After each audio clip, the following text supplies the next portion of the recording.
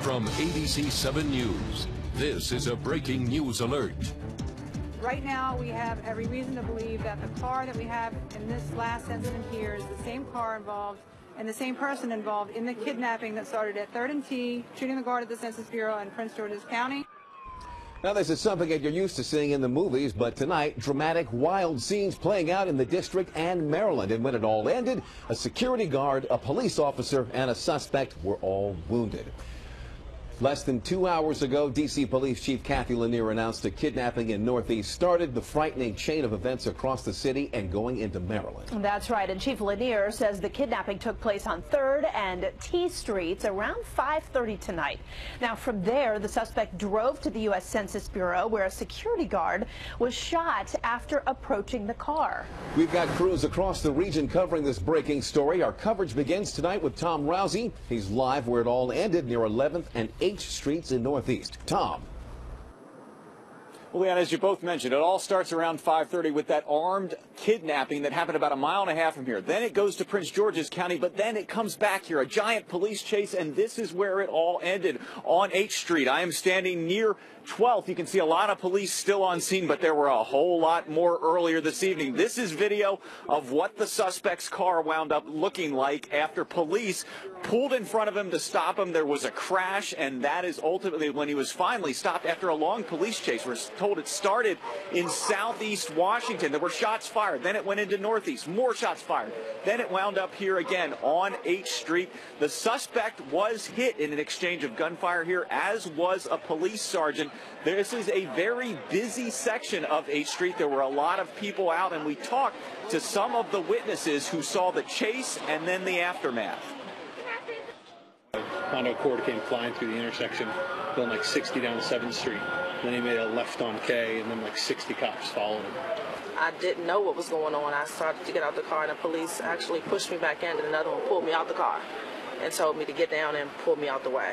We were just having dinner and heard a crash, and everybody stood up and rushed to the window. And everybody was out. Police had their guns drawn. We heard gunshots, and Hit the floor. Then everybody hit the floor.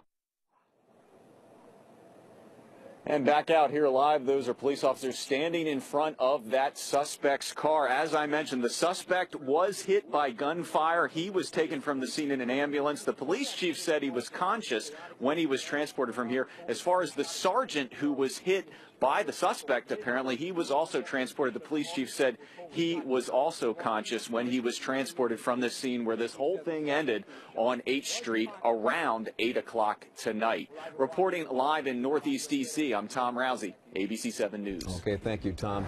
And as he mentioned, a big part of this story was in Suitland, where a guard was shot at the U.S. Census Bureau.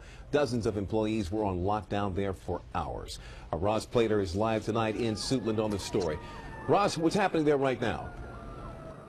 Things are beginning to get back to normal a little bit. As you can see, the main road here, Silver Hill Road, has reopened. As you hear some fire trucks headed our way, but possibly not for this. There are still some officers at the front gate there, as this is an active investigation. All this began about 6:15 or so tonight. We'll show you what it looked like when we arrived shortly thereafter. Things were very chaotic, and there was a massive police presence, most of it centered at the Census Bureau gate at Silver Hill and Swan Roads, the site where the guard was shot. Now, paramedics tell us he was shot in the chest and was critically injured. Immediately, the facility went on lockdown, with workers told to shelter in place. We spotted SWAT teams, weapons drawn, swarming the campus, focusing their attention on a parking garage near that front gate. And as the night went on, that search continued, tactical units doing a floor-by-floor sweep of the building, bringing in search dogs. We also heard a series of bangs, like small explosions, at least 20 of them, over about an hour. And finally, around 9:15 tonight, we began to see workers getting in their cars and driving off, finally getting to go home after being holed up for hours. Now, police still on the scene, as this is an active active investigation. We are told they're now collecting evidence, going over the scene, and piecing this all together. Again, this is just one of the crime scenes they have to investigate tonight. For now, we're live in Suitland. I'm Roz Plater, ABC 7 News. Okay, Roz, thank you. Now, as you mentioned, it was an agonizing night for the employees at the U.S. Census Bureau who were at work when this shooting took place. Many of them spent hours in their offices tonight as police were searching for that shooter. Jay Corf is live at the Suitland Metro Station where he spoke with some of the employees finally heading home after receiving the all clear. Jay.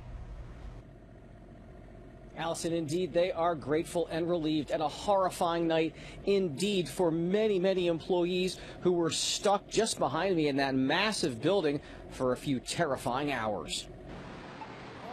The whole base is surrounded by Prince George Police Department, going all the way down Suitland towards D.C. There were tense moments Thursday night at the Suitland Federal Center, where authorities say a gunman shot a guard outside the facility. They told us to stay away from windows and to stay in a secure area, but we weren't allowed to leave.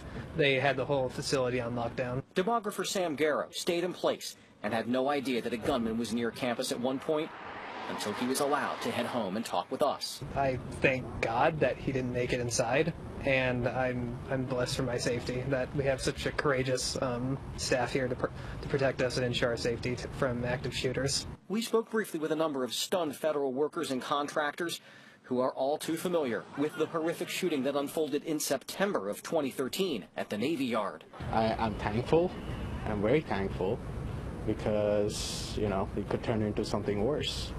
And I was prepared for something turning to worse and taking precautions and additional steps. Their thoughts now turn to the guard. I see these people every day. So, I mean, you know, these are my coworkers. And those employees are, of course, hoping and praying that that guard pulls through. They're very curious as to his identity, as they know many of those guards. But at this point, his name has not been released. Live in Suitland, Jay Corf, ABC 7 News. Thank you, Jay. Stay with ABC 7 and WJLA.com for updates throughout the night on this story. We'll also keep you updated on our social media pages as well. Stay tuned for live coverage on Good Morning Washington, starting at 4:24 a.m. right here.